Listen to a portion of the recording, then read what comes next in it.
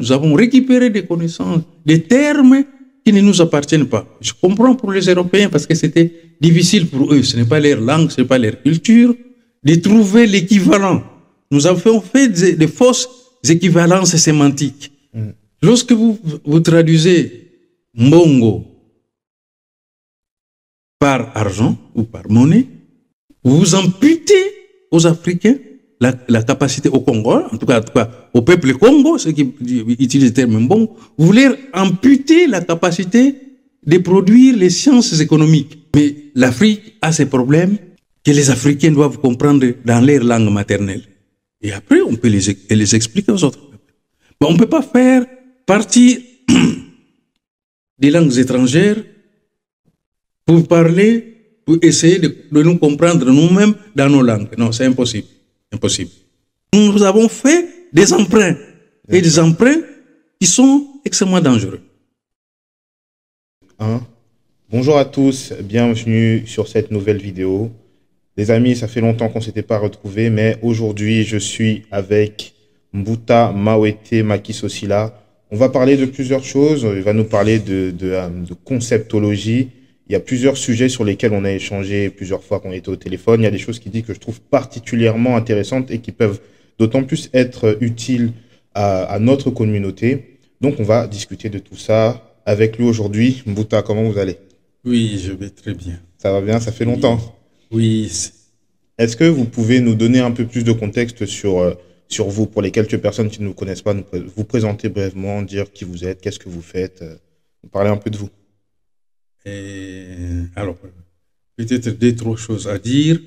Je suis éditeur et essayiste. J'écris des essais sur l'Afrique et sa diaspora, notamment dans les questions et socio-linguistiques et d'anthropologie.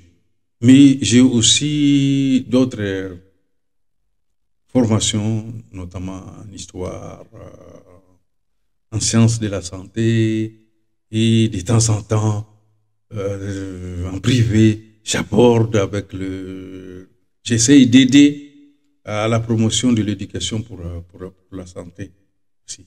Mais c'est surtout maintenant, ma réflexion tourne autour de ce que nous n'arrivons pas à comprendre. Mon père, dans la science, le professeur Openga, disait récemment, il dit que chez nous au Congo, tout le monde est savant. Et je crois qu'il y a beaucoup de gens qui n'ont pas compris. Oui, effectivement, puisque ce que nous comprenons, ce que nous étudions ça dans les langues étrangères. Et nous avons des difficultés de passer de ces langues étrangères à nos propres langues. C'est-à-dire, nous n'arrivons pas à vivre ce que nous avons étudié. Ou vivre même, nous n'arrivons même pas à vivre de ce que nous avons étudié. Voilà un peu mes préoccupations.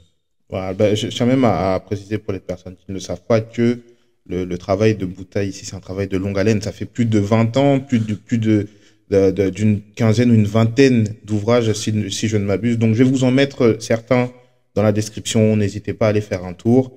Vous allez voir que ça va vraiment en valoir la peine. Aujourd'hui, Mbouta, on s'est réunis parce qu'on veut échanger au sujet de plusieurs discussions. Mais on s'est parlé comme on le fait régulièrement. Et il y a une discussion qu'on a eue très récemment, qu'on a même continué lorsqu'on était en train d'arriver ici, qui éveille en fait certaines zones qui n'étaient pas spécialement éclairées chez nous au niveau de la conceptologie. En fait, on se rend bien compte que la conception que nous, on a en Afrique de manière générale et au Congo sur plusieurs sujets qu'on va évoquer ensemble sont typiquement des choses qui ont été importées de l'Europe. Et au final, lors de cet échange, j'en suis venu à me poser plusieurs questions, même une certaine remise en question par rapport à moi et à la perception de la culture congolaise que j'avais. Donc, écoutez, pour introduire ce thème, est-ce que vous pouvez nous parler brièvement de tout ça? Qu'est-ce que ce concept, cette conceptologie dont on était en train de parler tout à l'heure, qu'est-ce que c'est et qu'est-ce qu'elle évoque chez vous? Bon, alors, je me suis senti dans une sorte d'obligation civique d'inventer les termes conceptiologie, parce que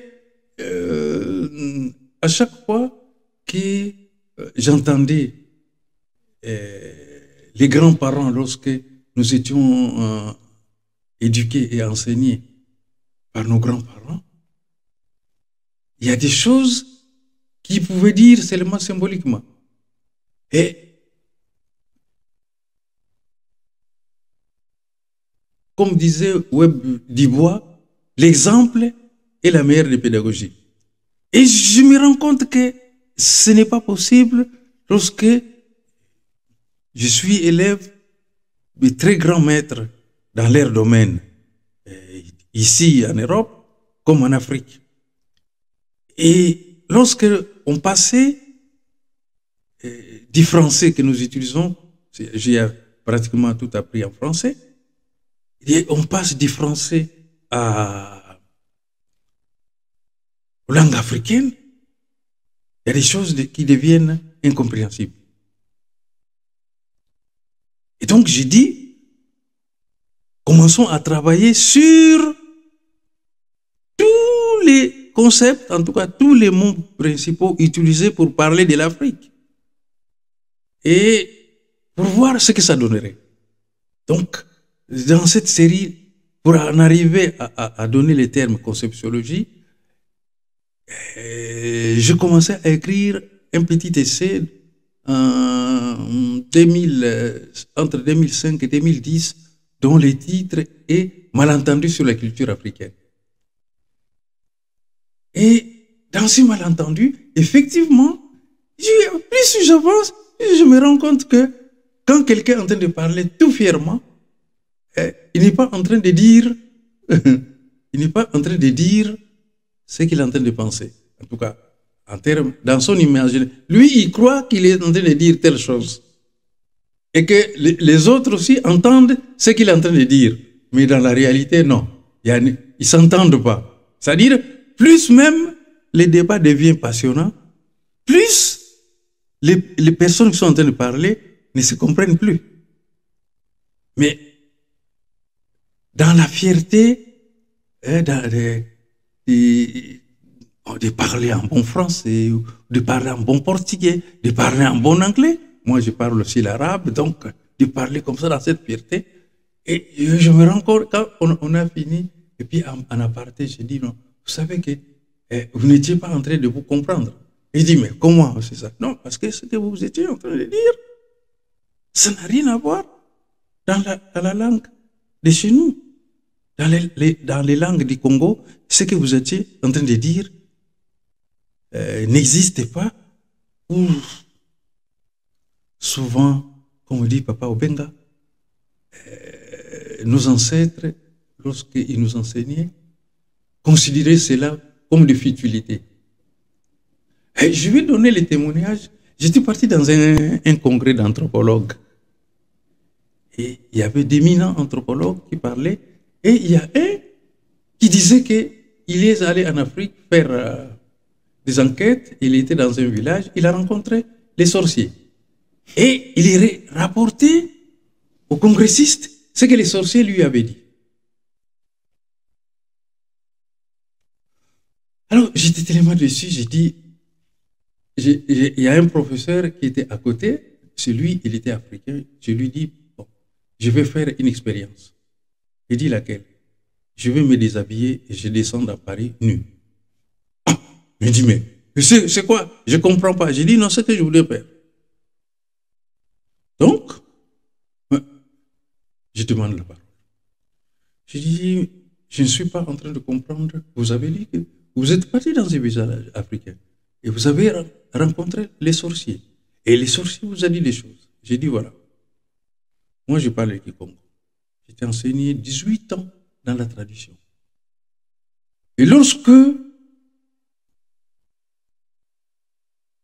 les anciens se réunissaient, les grands-pères, mes grands-parents, mettaient soit un ancien, soit une ancienne, une maman à côté, pour m'expliquer de quoi ils sont en train de parler.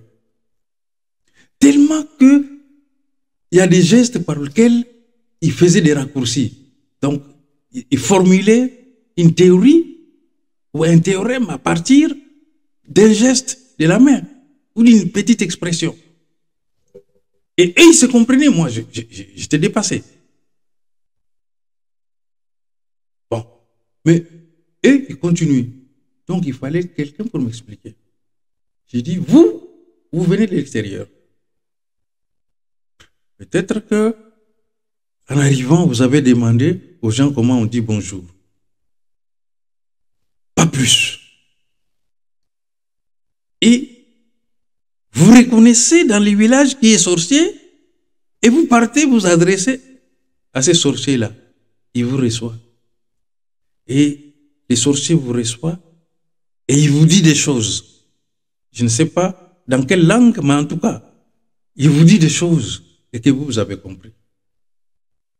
Donc, sauf si il n'a pas parlé comme il était en train de parler à sa propre communauté.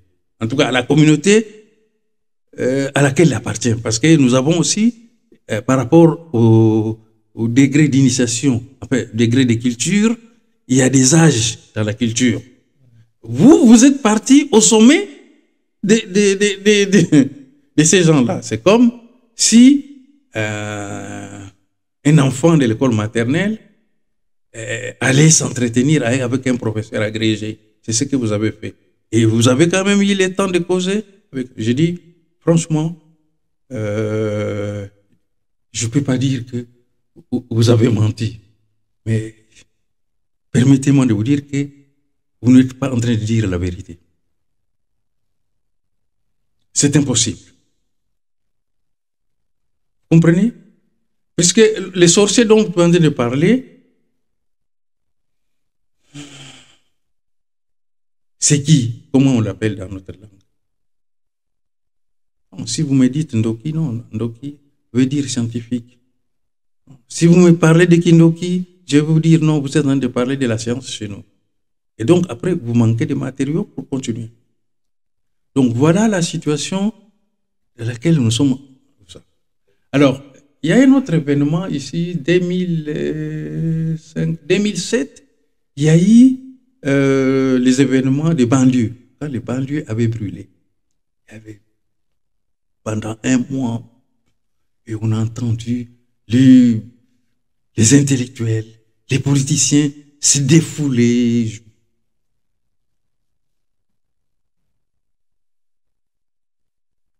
Ces gens se sont défoulés. J'ai même entendu les propos de Madame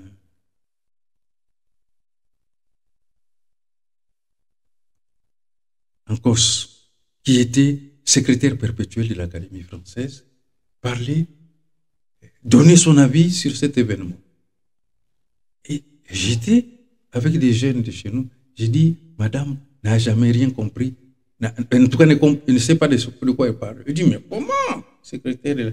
J'ai dit, oui. Et cette personne n'a jamais fréquenté, n'a jamais été en banlieue, n'a jamais fréquenté les gens de banlieue. Ces amis-là, ce sont des préjugés. Tu comprends? Le préjugé n'est pas une insulte, mais c'est une construction intellectuelle. On pense qu'on sait, mais un autre professeur, Jean Guiton, parlait de fausses certitudes. Il y a eu beaucoup de fausses certitudes et qui ont fait que ni eux, ni nous, on n'a pas compris qu'est-ce qui s'était passé. On a raté une occasion d'aboutir à un dialogue de culture, de se comprendre. C'est la même chose que je reproche à l'UNESCO, parce qu'on dit Organisation des Nations Unies pour les sciences, l'éducation et la culture. Mais j'ai dit, il y a au moins 50, 60 ou peut-être 70% des langues indispensables pour beaucoup de peuples qui sont inconnues à l'UNESCO. Bon, on fait des statistiques des langues, de tout, mais en tout cas, ces langues n'entrent pas dans les systèmes, c'est-à-dire dans les dialogues des cultures, dans la production intellectuelle utile à toute l'humanité. Et donc, je pense que c'est un gâchis. Et donc, la conceptiologie, justement, nous nous sommes mis à prendre les principaux concepts utilisés. Lorsqu'on parle de l'Afrique, on parle de sous-développement, on parle de dictature, on parle de démocratie. Bon, aujourd'hui, les mots, c'est émergence et tout ça. Bon.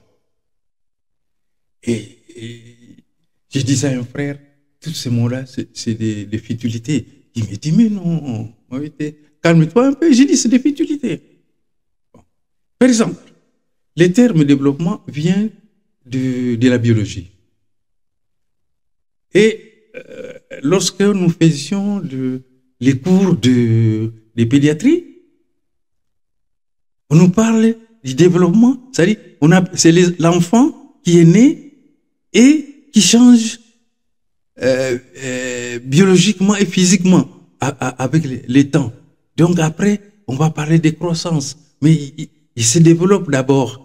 L'enfant double les poids entre la naissance à 3 mois, les poids doubles à 5 mois, les poids quintuplent, et ainsi de suite. Tout ça, c'est le développement. Et vous voulez appliquer ça sur un peuple. Bon, c'est le développement physique, c'est le développement mental, ou de quoi il s'agit. Même si vous dites développement social, ça ne tient pas parce que les mêmes situations, beaucoup de situations qu'on trouve encore dans nos pays, on les trouve aussi ailleurs dans le monde. Est-ce que c'est pas pour faire un parallèle avec la croissance, du coup, la croissance ou l'émergence d'une population? On va parler de développement juste parce que c'est un peu par filiation, on va dire, c'est le même système où une personne ou une entité ou un groupe connaît une espèce d'expansion. Est-ce que c'est pas pour ça qu'on utilise ça? Non. Je crois que il y a eu beaucoup de contresens. C'est pour cela que des contresens linguistiques. Et à un moment, je parle des concepts parfaits et des concepts imparfaits. Je vais prendre un exemple. Je dis à quelqu'un, Pesangambongo, donne-moi.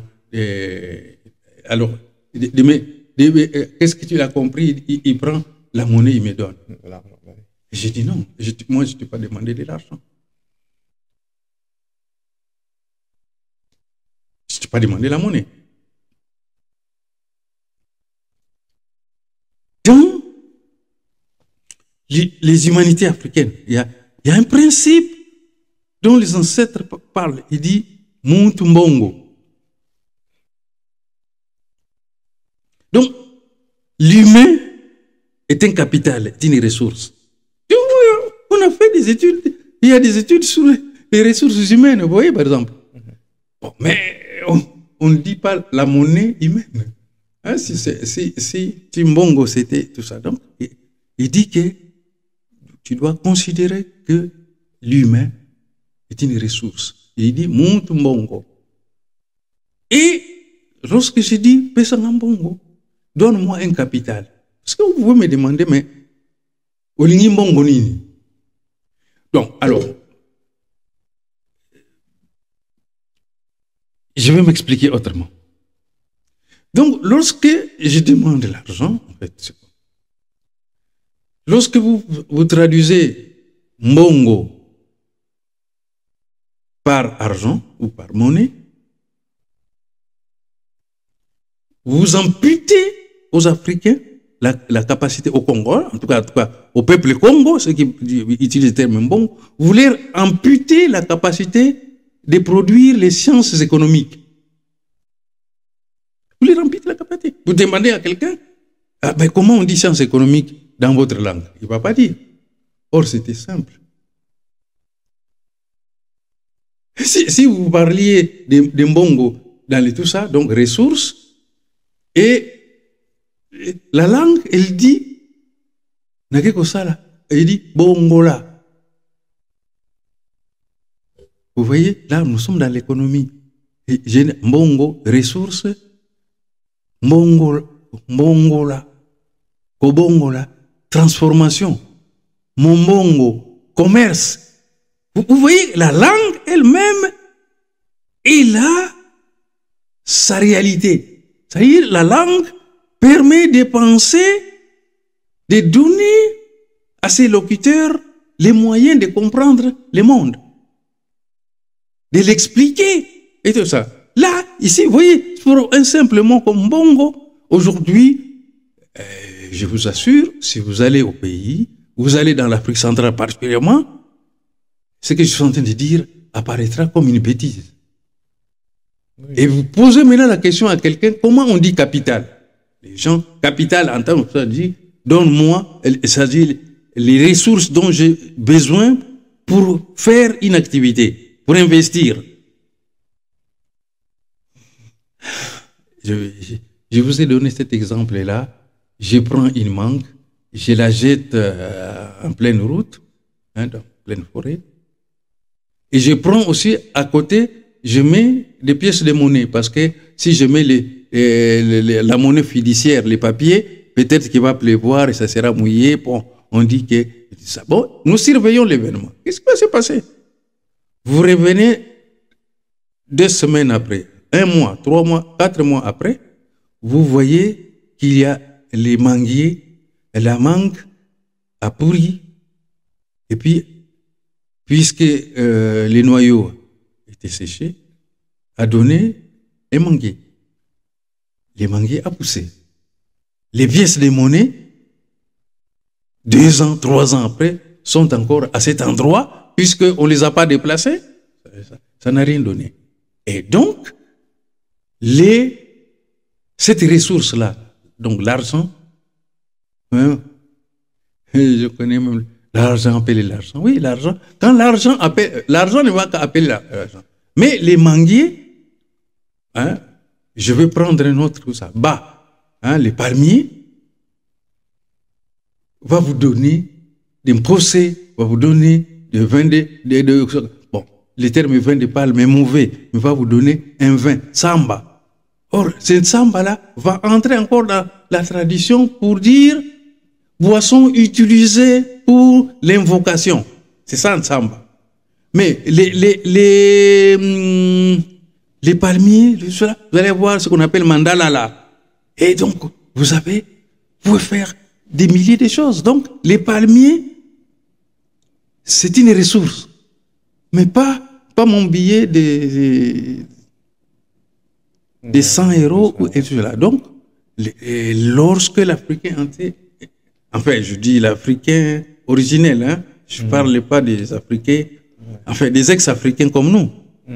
Et donc, lorsqu'il parlait de ça, il est en train de dire des choses sérieuses. Bien sûr, et nous, donc ça passe très vite parce que, et puis en plus, nous sommes aujourd'hui dans une étape où il y a la question d'accumulation. Il faut nous en mbongo mingi. Mais pour eux, quand ils disent mbongo mingi, c'est-à-dire il y a les enfants qui sont nés. Donc, mbongo aliboso, ils allaient monter. Quelque chose de plus profond. C'est profond. Donc, quand on fait de l'économie, on fait d'abord les hommes. On fait la démographie. Faire l'économie chez nous, c'est la démographie. Parce que ces gens-là vont consommer, vont produire, et ainsi de suite. Donc, l'économie fonctionne parce que il y a la reproduction humaine, mais il y a aussi la reproduction des gestes et tout ça.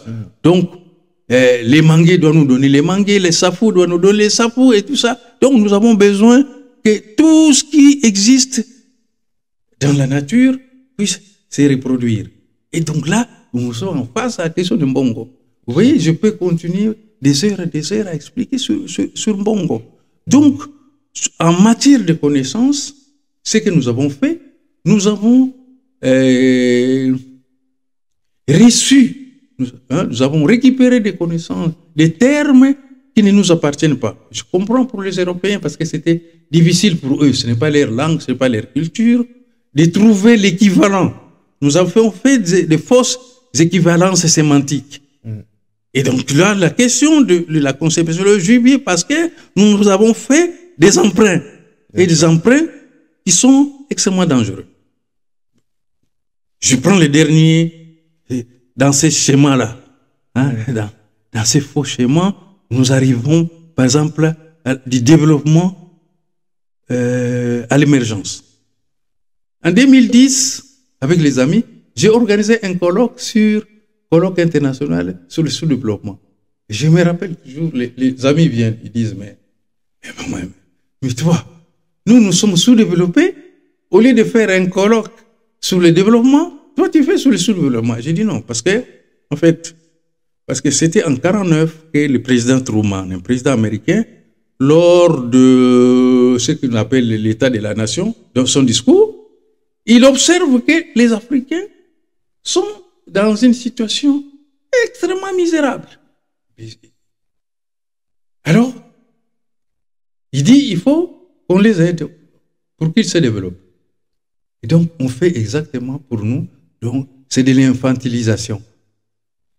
Mais comme nous n'avons pas fait, nous ne sommes pas occupés des concepts, nous sommes passés trop vite.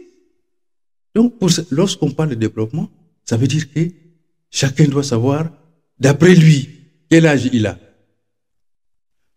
2 ans, 3 ans, 4 ans, ça. Puisque, arrivé à un moment, le développement s'arrête, on entre dans la croissance. Donc, nous, je ne sais pas combien de siècles il nous faudra pour entrer dans la croissance. Parce qu'on est encore sous-développé, dans l'imaginaire. Enfin, conceptuellement sous-développé. Et donc, j'ai dit non. C'est parce que les sous-développements étaient l'état dans lequel la colonisation, l'esclavage nous ont mis. Ce n'est pas un choix. Ce n'est pas un état de civilisation endogène. D'accord? Le sous-développement. C'est lorsque on a enlevé à l'Afrique des millions de personnes qui sont parties.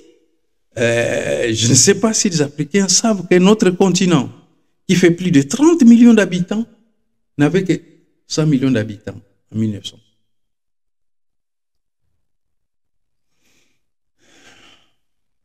« 100 millions d'habitants et l'Europe avait 400 millions d'habitants. Et c'est normal qu'on vous domine. Parce que les gens se demandent, mais parce qu'il y a un déséquilibre démographique qui ne permet ni de résoudre les problèmes militaires, ni de résoudre les problèmes d'économie, ni même ce qu'on appelle, du terme de Biobenga, bonheur social. C'est-à-dire, si vous voulez devenir prospère, ce n'est pas un individu qui fait prospérer un pays, même une cité. D'accord? Parce que chacun doit s'occuper d'une partie d'activité. Oui, je sais que c'est ça. Non. La prospérité ne vient pas d'une décision, elle vient d'une activité. C'est-à-dire, si vous avez des gens qui savent penser, et que ces gens qui savent penser savent parler, et c'est que ces gens-là qui pensent bien, c'est que ce qui a été dit par les gens qui pensent bien a été bien compris par la communauté, et la communauté, parce qu'aujourd'hui, nous sommes dans une situation où nous manquons une culture commune. Je dis une culture de prospérité commune, une culture de stabilité, une culture commune. C'est une conception commune du bonheur. Nous n'avons pas. Bon, on reviendra aux questions. Prenons par exemple l'émergence. Je mets au défi quelqu'un de chez nous, puisque après cette émission, l'émission sera diffusée, que quelqu'un me dise, lui dans sa langue maternelle, ceux qui dirigent ces élites appellent émergence tel mot africain. Vous voyez? Alors, en fait, émergence, ezali kobim samutu na mai. Tu peux émerger, ça y est, tu étais la tête sous l'eau. Ouais. Mais tu vas sortir la tête sous l'eau. Bon, quelqu'un te dit que tu es un pays émergent et toi, tu es fier d'être même un émergent. Et tout ça, ce sont des pathologies, vraiment. Ça nous amène à des situations, c'est des névroses. C'est-à-dire, les gens se battent pour que leur tête sorte de l'eau. Et donc, on va arriver à un certain niveau de bonheur statistique. On dira, vous avez tel niveau de PIB, votre indice de développement humain et est telle. Vous possédez, vous passez actuellement à des pays où on vit avec $1. Il faut que, pour sortir ici, il faut qu'il arrive et tout ça. Et puis, on commence à parler du pouvoir d'achat. Il y a même ceux qui disent qu'il faut baisser le pouvoir d'achat. Bon, à cause de maîtrise, les niveaux de maîtrise de concepts. Donc, ça fait des malentendus. Et ces malentendus nous met dans la situation dans laquelle nous sommes. Donc, pour dire que la conceptiologie doit nous aider à comprendre dans quel état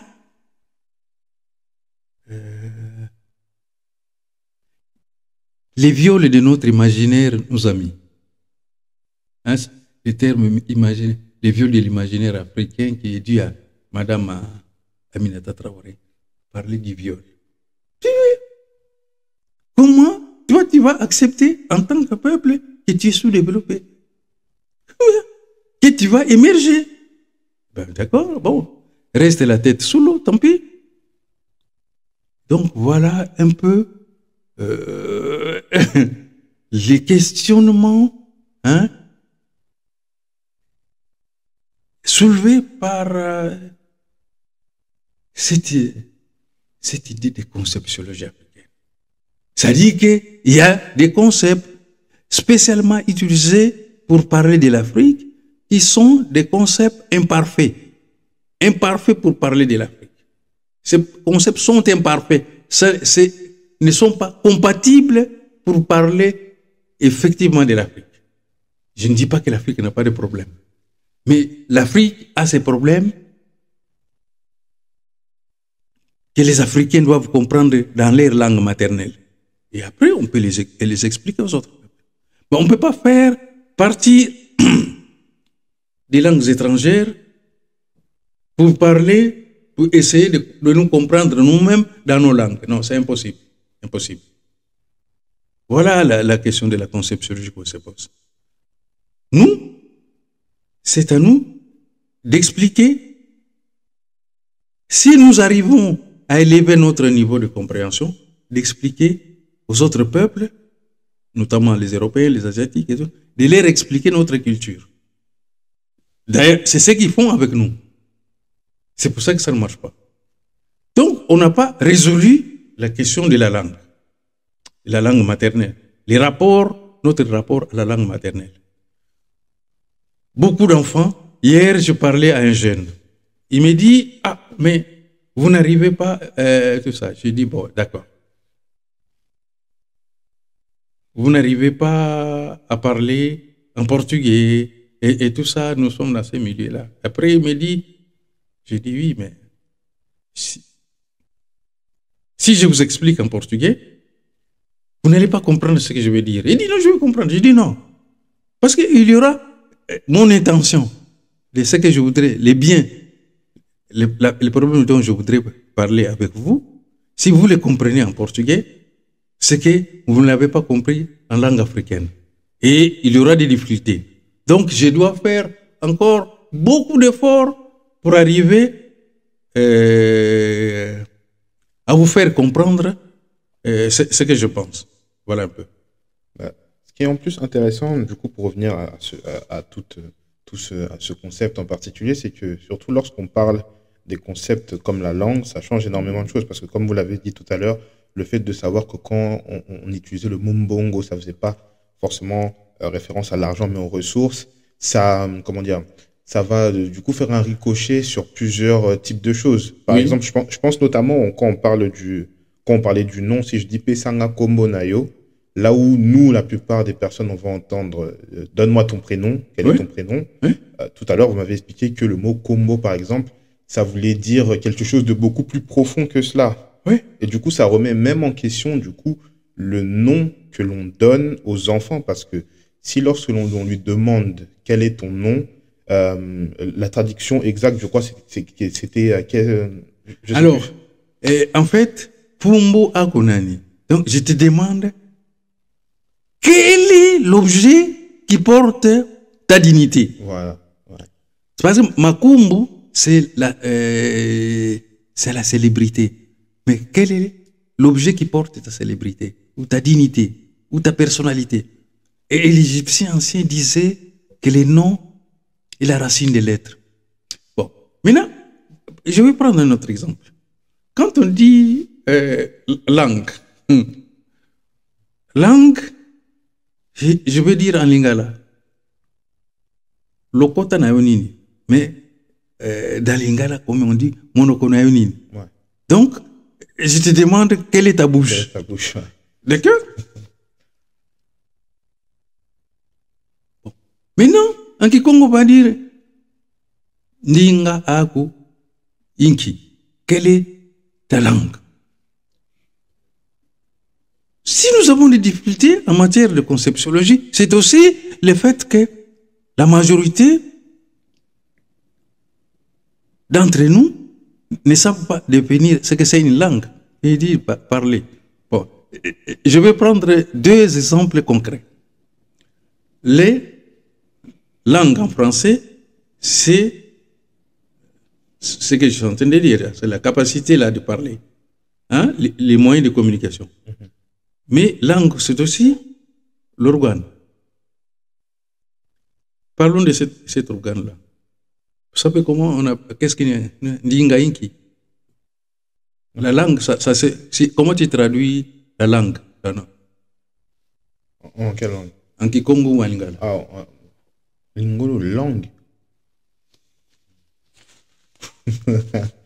La langue, je sais pas. C'est vrai que si je devais dire quelle est ta langue, j'aurais dit Munokonayo directement, tu vois. Bon. Olobelaka Munokonini, tu vois. Olobaka. Bon. Tu vois que sur le plan scientifique, technique, oui, c'est sûr, ça donne rien. En tout cas, si maintenant tu entres dans une discussion avec un Européen, franchement, on va te dire que ta langue, c'est pour ça qu'on dit que vos langues sont pauvres. Ouais. Non, parce qu'on ne sait pas. Bon. Alors, ce que nous avons dans la bouche comme organe, la langue que nous avons dans la bouche, nous, en Kikongo, on l'appelle l'odimi, organe de vérité. Ok. D'accord? Quand tu traduis l'odimi, donc c'est quoi? Il dit, tu sors ta langue là, tu dis, en Kikongo, on l'appelle l'odimi. Ça veut dire organe de vérité. Maintenant, l'outil de communication, quand on parle des langues, vous posez la question à la majorité des temps, vous allez sortir d'ici, vous rencontrez les gens, demandez-leur qu'est-ce qu'une langue. Ils ne sauront pas. Vite, ils vous disent moyen de communication. Ouais, non, c'est pas ça. Et les ancêtres ont quand même une définition qu'ils nous ont donnée. Ndinga, et tout coup de Kimuntu. Vous voyez la philosophie? C'est Ndinga, donc la langue, et l'origine de l'humanité. Donc l'humanité dans le sens de l'humanisme. Pour être humain, il doit avoir un langage. Donc le langage est l'origine pour être humain, quoi, de l'humanité, dans le sens de l'humain. Tu dis la définition qu'on donne, c'est ça on te donne chez nous. C'est la définition que nos ancêtres nous ont donnée de la langue. Et donc, immédiatement, lorsque on a entendu ça, les problèmes de conceptiologie se reposent. Ce n'est pas possible, lorsque tu as une telle définition, de te trouver devant des problèmes scientifiques, techniques, problèmes intellectuels, mais des problèmes spirituels, et faire la même chose. Je vais prendre, par exemple, dans le domaine de la spiritualité. On dit, qu'est-ce qu'on dit? Kosambera. Prier a été traduit par Kosambera. Je dis, Kosambera et prier, c'est deux choses différentes. Samba et tout ça, non. D'ailleurs, par exemple, le terme samba en Kikongo, c'est utilisé pour dire prière, c'est utilisé pour dire jugement. D'accord? Alors, c'est jugement ou c'est prière? D'accord? Donc, pendant le discours, vous contextualisez ce que vous allez dire.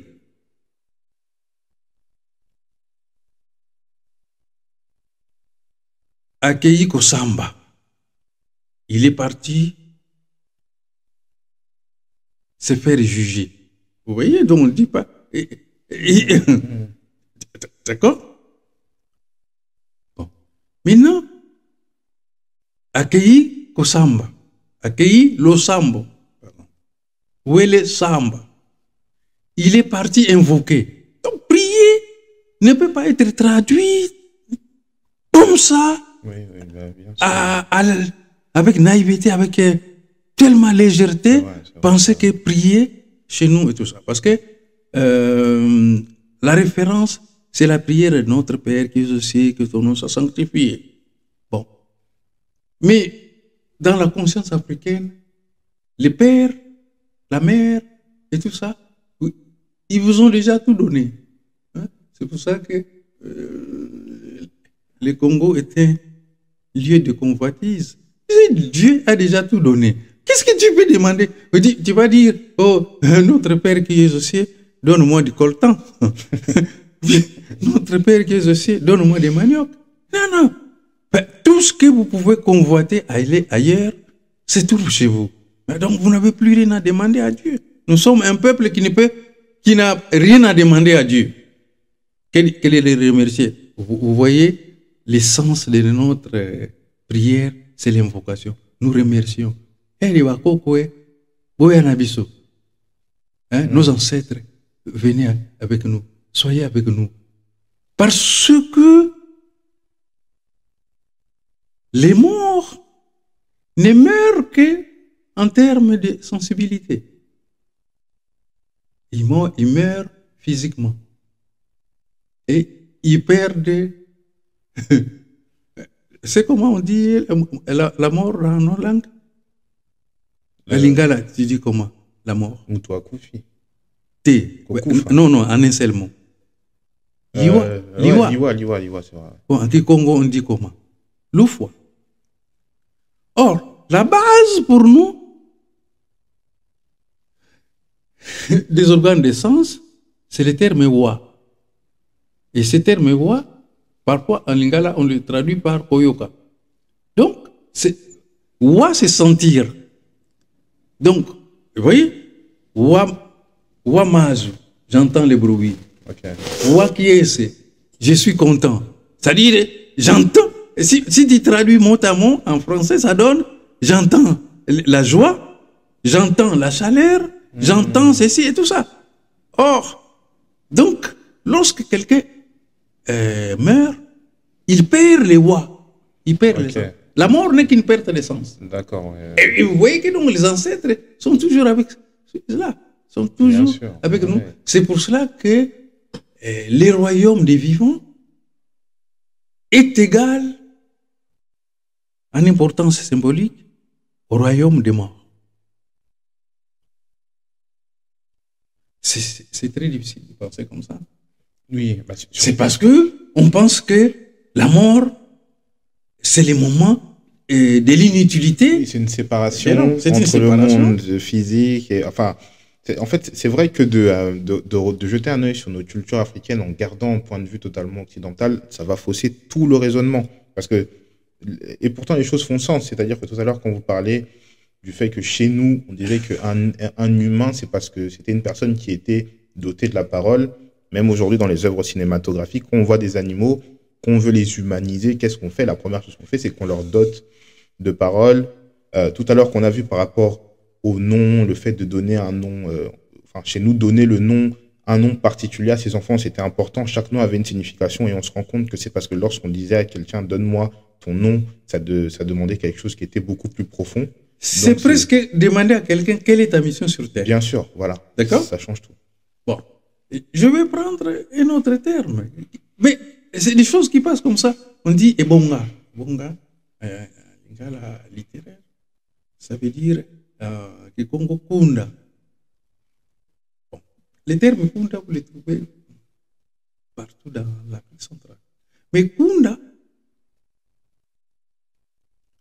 c'est Chouaka, tout ça, ça veut dire seulement la chaise, donc les trônes, mais c'est aussi la dignité. tu vois que la langue est l'explication scientifique de la culture. Donc, quand je dis Tokei Kokunda Mutu, nous sommes partis enterrer quelqu'un. Or, les Kunda veut dire honorer. Ça veut dire que nous, quand vous amenez quelqu'un au cimetière, vous devez l'enterrer correctement parce que vous êtes parti l'honorer. Donc, nous, on ne jette pas les corps du mort. Avec révérence, on entretient les morts avec révérence. D'accord? Alors on part, on achète des habits, on lui fait une fête, on a même des traditions minables qui se perdent. On lui a amené sa nourriture préférée et tout ça. Il y a des gens qui se sont fait enterrer même dans leur voiture et tout. Il y a quelque chose auquel du vivant la personne était attachée. Et il y eut une époque, bon, mais ça, je vais te parler de ça en aparté. Okay. Parce que ça va être tellement confus et tout ça. Bon. Okay. Comme on a une sorte de mépris, vous voyez, quand on ne connaît pas une culture, et on risque de passer du besoin de connaissance au mépris. Donc, je vais éviter bien sûr, cet exemple-là. Mais je montre seulement que plus on parle des choses importantes et on voit que lorsqu'on traduit, on trahit sémantiquement, symboliquement, religieusement, spirituellement, politiquement et tout ça. Et donc, c'est quoi? Il faut rappeler qu'il existe des familles linguistiques. Et dans la notion de la famille chez l'Africain, c'est-à-dire c'est une mère d'abord, puis un père, puis des descendants. On ne peut pas parler fils et descendants. La descendance. Nous, tout est groupé. Tout est groupé. J'ai d'ailleurs vu que... alors, je parlais avec une personne qui me disait que chez nous, la traduction, l'équivalent du mot cousin n'existe pas. Parce que chez nous, on est tous frères et sœurs, en fait. Non, tu ne peux pas dire à quelqu'un, c'est mon cousin Germain. Alors, je disais même à un ami, j'ai dit, mais c'est ma cousine Antoinette. Il dit, il s'appelle Antoinette. J'ai dit non, puisque toi, tu as dit que tu as une cousine Germaine, mais je ne crois pas que cette cousine-là que tu m'as montrée s'appelle Germaine. Il dit oui. Bon, non, elle ne s'appelle pas Germaine. J'ai dit, bon, vous voyez, c'est ça la culture. La conceptiologie, c'est cette capacité de commencer à se comprendre de soi-même, d'avoir des concepts, de créer des concepts, d'avoir des concepts endogènes, naturels, originels, qui nous permettent de comprendre les choses que nous sommes en train de faire. Je vais prendre un autre exemple. Je prends un terme comme aimer. Quand je dis à quelqu'un, oh, je t'aime. Oh, moi aussi je t'aime et tout ça. D'accord. Et après. Donc, selon la culture, en culture européenne, I love you et tout ça, c'est sans effet. Parce que tu ne sais pas si la base de l'amour, c'est l'attirance. Non, pas dans la culture africaine. Et donc, c'est dire à nos jeunes, nos enfants, c'est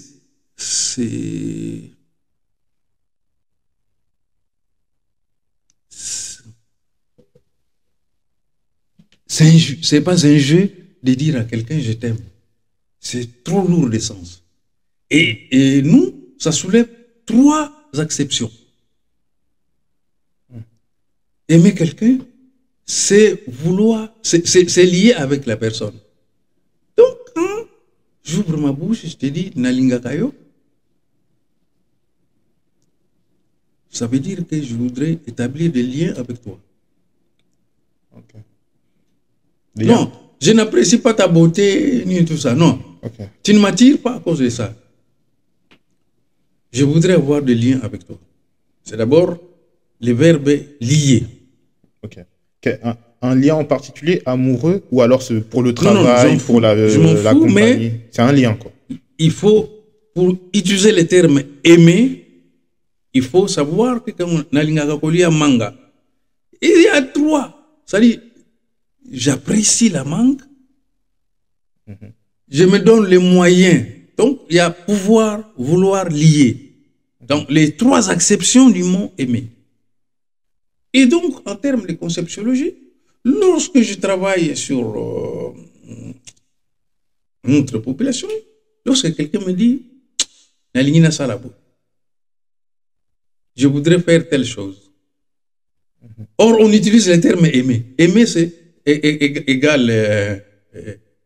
Bon, aimer de chez nous, quand quelqu'un te dit j'aime, il faut savoir, c'est pour se lier, c'est pour dire vouloir, c'est pour dire pouvoir. Okay. Donc, il y a trois exceptions. Et acceptions interdépendantes. Ce sont des acceptions interdépendantes. Donc, on est en train lorsqu'on exprime la pensée, il faut qu'on soit sérieux. Et on a manqué souvent du sérieux parce que nos langues ont été contaminées par les traductions des missionnaires qui ont créé beaucoup de contresens. Oui. Et je verrais bien un mot loca, par exemple. Coloca. Qu'est-ce que je suis en train de faire là? Quand on dit que locaillé ou quelque chose comme ça, c'est que c'est une personne qui a été envoûtée, enfin, c'est quelque chose de plutôt péjoratif. Non. Or, loca, c'est ce que je suis en train de faire. Je suis en train de te parler. Naza pour locayo, en fait. Alors, on a donné une fausse dimension qui est celle de la malédiction. Mais en fait, loca, c'est le verbe parler. D'accord. Ndoki, c'est celui qui parle. Les théories. Moi, je suis Ndoki là. C'est ce que je suis en train de faire. Okay. Je suis Ndoki. Parce que je parle sur des choses qui sont peut-être difficiles. Mais parce que je réfléchis sur des questions. Maintenant, mon activité, c'est Kindoki. Les Kindoki, c'est la science. L'activité scientifique, c'est Kindoki chez nous. Donc, vous voyez, lorsque vous donnez un sens péjoratif, une traduction péjorative, ça devient un objet de mépris. Ça veut dire que vous n'avez plus de scientifiques. En tout cas, vous ne reconnaissez plus quelqu'un comme scientifique. Bien sûr. Vous ne reconnaissez pas l'activité scientifique, qui est une activité indispensable. Bien sûr. Oui. Chez nous, d'ailleurs, dans les principes constitutionnels du Makuku Matatu Malamba Congo, c'est le principe constitutionnel du Royaume Congo qui dit le Congo est fondé sur 3 piliers. Ouais. Ces piliers-là, c'est la spiritualité. Nzinga, Panzu et Nsak. Voilà. Donc, vous voyez, vous ne pouvez pas faire ça parce que ici, les pouvoirs ici, c'est quoi? Ils ne sont pas la même catégorie de pouvoirs. Ouais. D'accord? Vous entrez aussi dans un autre domaine. Bon, ça, on développera encore plus. Par exemple, les domaines des structures sociales. Quand moi je vais te voir, je dis, ah, Oyole Kinangai. Je dis, c'est mon petit frère. Les gens vont te demander, ah, vous êtes de même mère et même père? Non. Parce que quand je dis comme ça, je vois qu'en âge, tu as un âge inférieur au mien. Okay. Je ne peux pas imaginer que je t'appelle autre chose que mon petit frère. Ok, d'accord. D'accord? Bon. Je dis à mes amis, Bamileke, je dis, vous savez comment? Et ce que ça veut dire, Bamileke? Les laits c'est-à-dire les cadets, sont ceux qui dorment beaucoup. Ça vient du verbe leka, qui veut dire dormir. Ah, d'accord?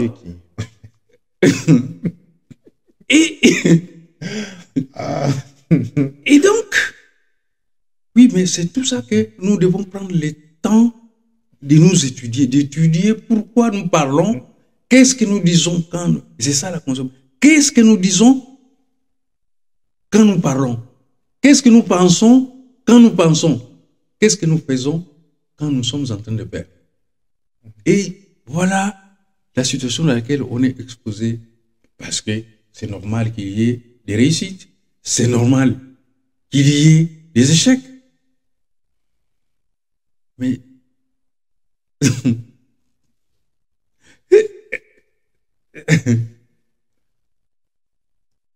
si je voulais te dire que je n'ai pas réussi, tu traduis comment en français? En lingala. Je n'ai pas réussi. Je n'ai pas réussi littéralement. Je sais pas. Je sais que si sur c'est un examen et tout, parce que j'aurais dit n'a raté ou n'a zuité ou n'a coué. Quand tu dis n'a raté, c'est du français. Ouais. Hein, c'est du franglais. Hein, frangalais. N'a zuité peut-être. Je n'ai pas réussi. Voilà, n'a zuité. Bon, n'a alors. zuité. Mais qu'est-ce que ça veut dire? Je n'ai pas eu. Hein? Je n'ai pas eu. N'a zuité littéralement, c'est je ne l'ai pas eu. Bon. Donc, tu vois que ça dit que ce que tu as dit n'est pas faux. Mais si tu veux que c'est quelqu'un, un francophone, un européen, un latin qui te comprenne, oui, ça devient une fausseté. Oui, c'est pas vrai, bien sûr. Je n'ai pas réussi. Et puis il te dit, donc tu vois, les sous-entendus dans le verbe réussir, c'est d'avoir. C'est l'accumulation. Ouais. Nakozwambongo. Je prendrai l'argent, mais au côté. Non. C'est-à-dire que tu dois travailler. Lorsque la langue fonctionnait correctement, on dit Nakosala. Je vais travailler, je vais inventer pour que je puisse accumuler. Mais tu ne peux pas faire ces raccourcis, tu dis que Nakozwate. Non, c'est un raccourci sur le plan anthropologique, sur le plan moral. C'est immoral de dire que je n'ai pas réussi. Bon, je te donne une autre idée. Parce que derrière, l'intelligence chez nous n'est pas une notion individuelle. C'est une notion collective. Il y a une intelligence collective.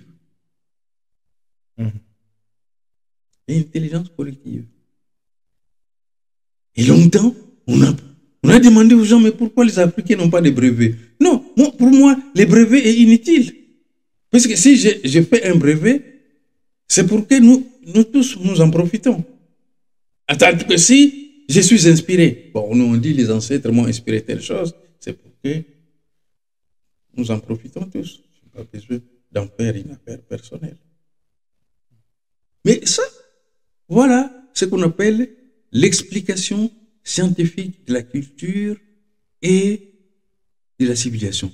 Donc, je comprends ce que les latins, l'européen fait, parce que dans sa langue, hein, les choses sont construites de cette façon-là. Bien sûr. Il ne peut pas, il peut pas échapper à ça, sauf si, même s'il changeait d'identité, en tout cas, tant qu'il est dans sa langue maternelle, et beaucoup de choses que nous voyons, nous n'arrivons pas à les régler chez nous parce que nous n'utilisons pas nos langues maternelles. Ben, c'est normal. Si ces problèmes-là, ce n'est pas un problème d'un Européen. Et toi, tu veux les traiter dans ta langue maternelle en utilisant ces termes à lui. En voulant faire comme lui. Ouais. Vous voyez la question du développement aujourd'hui, on nous dit que nous sommes sous-développés. Bon, c'est-à-dire que, donc imaginez, nous sommes ici dans ces quartiers. Tu as vu comment l'urbanisme, comment les bâtiments sont construits. Si on voulait que tous les pays, tous les Congos soient comme ça, c'est 200, 300 ans. Et ils ont mis 300 ans ou 400 ans pour faire ça. Alors nous, on nous demande de nous développer, c'est-à-dire de faire ça en 10 ans, 20 ans, 30 ans. Et si nous n'arrivons pas, on dit il y a un dictateur qui a empêché que nous fassions ça. Oui, mais vous étiez là pendant 5 siècles. Vous n'avez pas construit c'est ça. Bon. J'entends des gens dire on a fait des ponts et tout ça. Et j'ai pris mes amis, ma belle-sœur et européenne et belge. Je lui dis, demande au moins à tes parents de donner les noms des ponts que vous avez laissés. Puisque les plus grands cours d'eau dans la ville de Kinshasa, c'est l'Indjili. L'Indjili n'a qu'un seul pont. C'est-à-dire, si demain matin, ce pont-là s'écroulait, jusqu'à ce qu'on va construire notre pont, les gens de l'Est et de l'Ouest de Kinshasa ne peuvent pas se rencontrer. Vous voyez la catastrophe. Mais vous chantez que pendant la colonisation, vous avez fait des choses. Et vous vous plaignez même que nous sommes sous-développés, la dictature n'a pas réalisé des choses. Mais vous avez eu plus de temps que la dictature n'en a eu. Vous avez eu des siècles. D'accord? Vous avez eu des siècles. Et depuis la colonisation, hein, bon, je vais profiter pour donner cet exemple.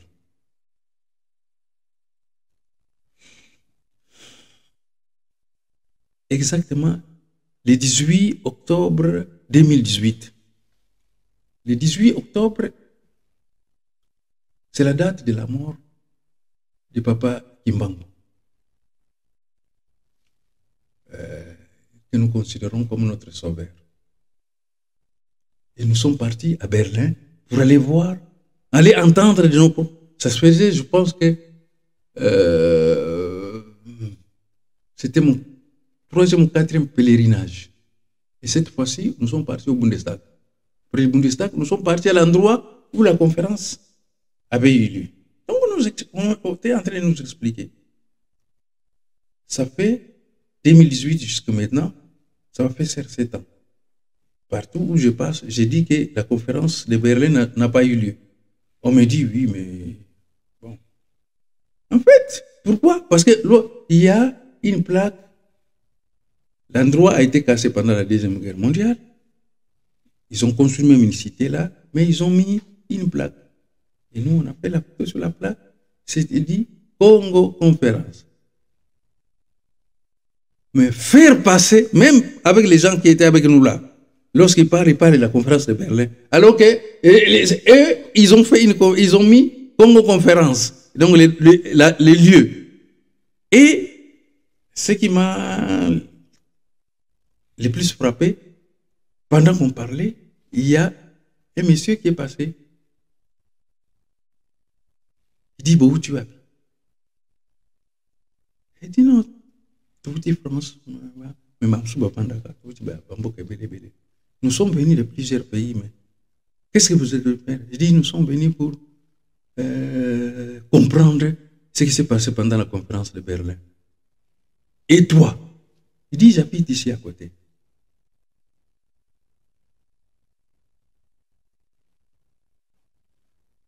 C'est-à-dire que lui, il habite à côté. Même pas 100 mètres, il passe par là. Donc, dans les coins de sa rue, il ne s'est jamais rendu compte qu'il y a une plaque qui détermine son sort sur le plan historique. Il ne voit pas ça.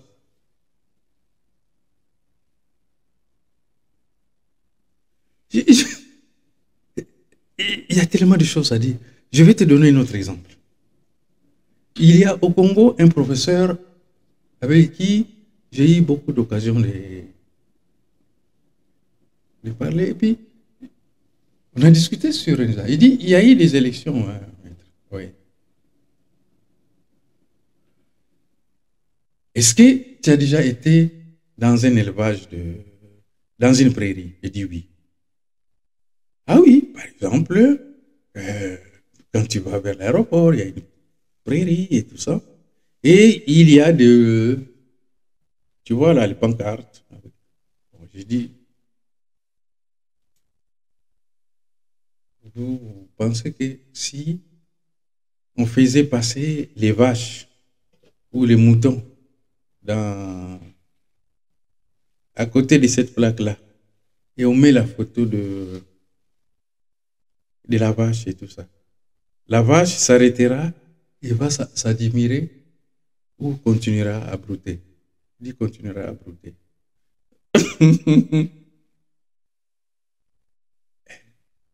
Vous voyez le problème du paradigme. C'est-à-dire que si quelque chose n'est pas à toi, mais tu t'en fous. Et nous sommes dans une situation, on dit Yabazoba. Hein, donc, en chemin, je te disais que être Zoba, c'est plus grave qu'être un sot. Un sot, c'est quelqu'un qui n'est pas capable de résoudre un problème. Mais un Zoba est dans une situation qui est très grave. Parce que les Oba veut dire un inconscient. Or, qu'est-ce qu'un inconscient?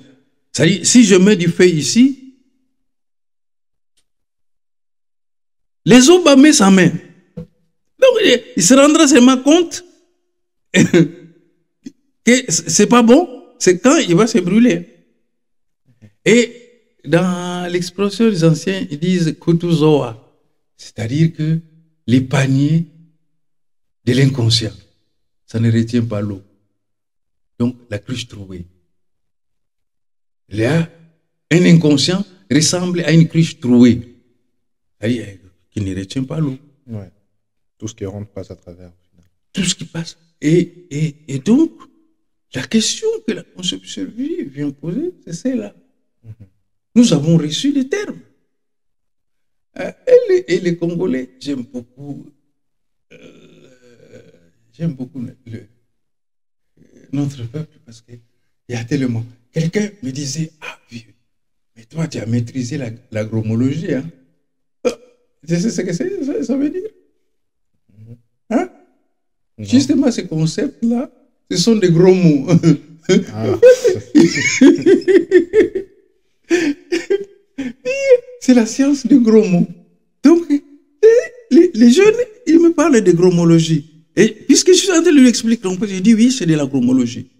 C'est-à-dire que vous prenez des gros mots qu'on applique sur nous et qui, finalement, ne nous apportent rien. Un concept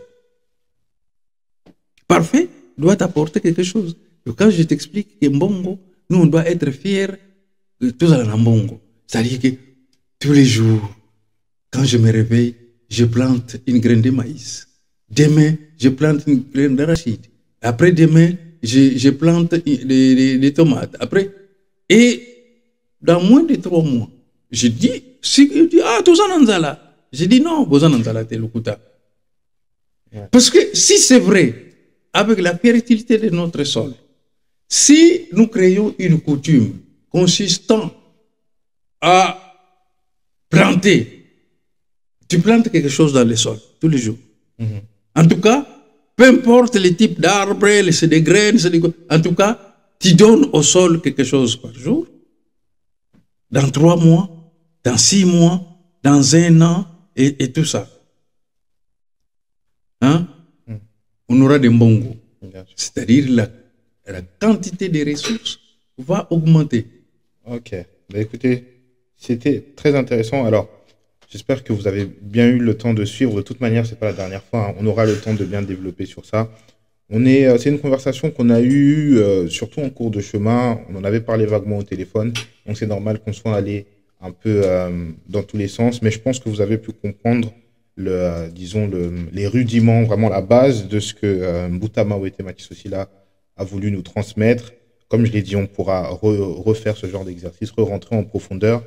En tout cas, pour cette émission, elle arrive à son terme. Est-ce que vous avez rapidement un mot de la fin, quelque chose de rapide à dire aux personnes qui nous suivent avant qu'on puisse se quitter? Oui, le mot de la fin, traduire, c'est trahir. Et dans son sermon du 12 septembre 1921, Papa Kimbangu nous avait recommandé d'apprendre nos langues maternelles à nos enfants. Parce que Dieu a donné à chaque peuple une langue qui lui permet de communiquer avec lui. Et c'est ce que nous n'avons pas fait. Et c'est ce que nous devons faire maintenant. Parce que nous trouvons, nos difficultés ne sont pas une malédiction. Nos difficultés sont liées au fait que nous ne pensons pas ce que nous devions penser. Nous ne disons pas ce que nous devons dire. Nous ne faisons pas ce que nous devons faire. Et lorsque même nous faisons quelque chose, c'est-à-dire nous pensons mal ce que nous devons penser à la place de penser du bien. Nous disons du mal à la place de dire du bien. Et nous disons du mal à la place. Après, nous faisons du mal à la place de faire du bien. Et c'est ça. Donc, prenons conscience qu'on ne joue pas avec les mots, les concepts qui viennent de l'extérieur. Il y a des concepts qui sont parfaits. Il y a des concepts qui sont imparfaits. Mais nous n'avons pris que les concepts imparfaits. C'est pour cela que nous avons, même quand nous sommes de bonne foi, nous ne faisons pas, nous ne pensons pas ce qu'il faut penser, nous ne disons pas ce qu'il faut dire, et nous ne faisons pas ce qu'il faut faire. Merci. Okay. Bah écoutez, merci à vous d'avoir suivi. Comme vous l'a dit ici, il a repris les paroles du vieux Simon Kimbangu qui disait qu'il fallait apprendre la langue aux enfants. C'est très important. Surtout nous, on a grandi à l'école. Bon, moi, comme je dis toujours, tant qu'on a le bac à l'ingala, l'ingala n'a pas l'ingala français. Des fois, on a oublié moi les kukuma. Mais ce qui est vraiment important, c'est que les personnes, ils voient que même quand on a grandi ici, on essaie de se réapproprier d'une part notre langue et ensuite la profondeur, la vraie signification des mots. En tout cas, merci Mbouta pour cet entretien.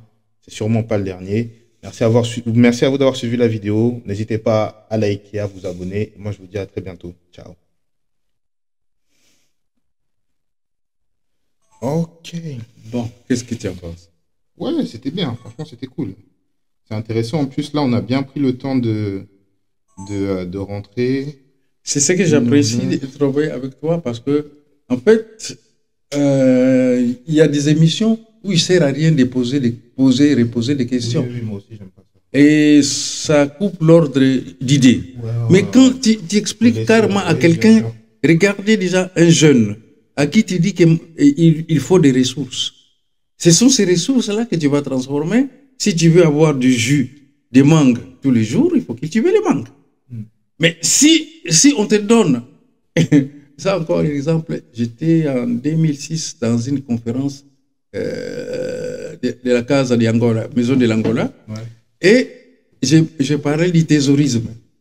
Okay. Alors, on me dit, oh, mais oui, mais il n'y a pas de terrorisme chez nous. J'ai dit non, je ne suis pas en train de vous parler du terrorisme. Je parle du thésaurisme. Ouais.